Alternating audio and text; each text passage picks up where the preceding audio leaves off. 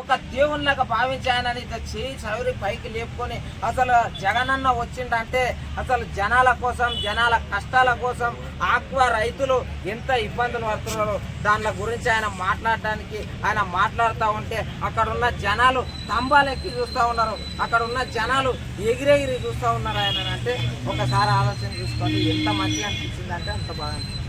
సినిమాలో బాలకృష్ణ రియల్గా జగన్మోహన్ రెడ్డి గారు అలా కింద రీల్స్ బాగా ట్రెండింగ్లో ఉన్నాయి, దాని మీద ఎలా చూస్తారు? ఎస్ అండి, ఇప్పుడు ఆయననే ఇప్పుడు ఆయన ఫ్యాన్ ఎప్పటి నుంచో తెలియదే ముందు ప్రతి ఒక్కరికి తెలుసు. ఆయన కటౌట్ కూడా కట్టించిండు.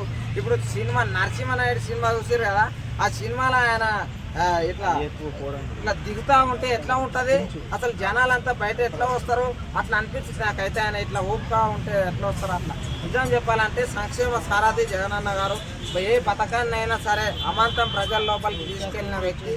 ఎవరికైనా సరే పేద మధ్యతరగతి ప్రజలు కష్టపడొద్దు అని చెప్పేసి ఇంటి వరకే పథకాలను అందించిన వ్యక్తి జగన్మోహన్ రెడ్డి. అలాంటి వ్యక్తి జనాల దగ్గరకు వస్తుందంటే ఎట్లా ఉంటుందో కొన్ని పార్టీల కార్యకర్తలే చెప్తారు. సినిమాలో బాలకృష్ణ చేసిండు, రియల్గా జగన్మోహన్ రెడ్డి చేసిండు. అంటే బాలకృష్ణ సినిమాను చూసి అలా చేసిండు అనుకోవచ్చా?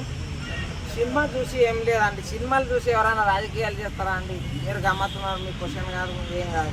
ఒకటి చెప్తున్నా నేను, ఆయన హెలికాప్టర్ ల్యాండింగ్ అయిన తర్వాత అసలు ఆయన చూసిర్రా అండి?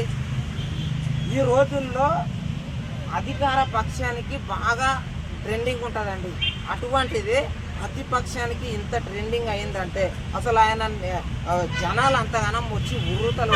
ఇప్పుడు డబ్బులు తీసుకున్న జనాలు ఉంటారు, ఎట్లుంటారు, పోవాలే ఎమర్జెన్సీ పోవాలే బయటికి వెళ్ళాలి. కానీ ఆయన వచ్చిన దగ్గర నుంచి పోయే వరకు అక్కడ జనాలు ఉర్రుతలు ఊగిపోతున్నారు. అంటే ఒకటి ఏంది, మార్పు రావాలి, ఇప్పటికిప్పుడు ఎలక్షన్ పెట్టినా గెలుస్తాడని నేను అనుకుంటా ఉన్నాను.